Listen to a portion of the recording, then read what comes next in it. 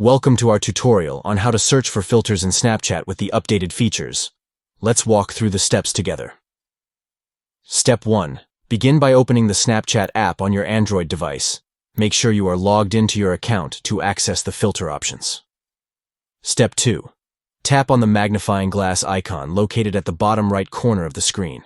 This icon allows you to access the search function within Snapchat. Step 3. Swipe through the filter options that are displayed to find the perfect one that suits your story.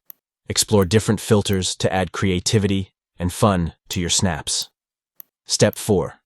Once you have selected the desired filter and customized your snap, you can share it directly as a story for all your friends to see or choose to send it to specific individuals. By following these steps, you can easily search for filters in Snapchat to enhance your snaps with various effects and filters. Experiment with different filters to make your snaps more engaging and entertaining for your friends and followers. Enjoy exploring the filter options and creating unique and fun snaps on Snapchat with the updated features.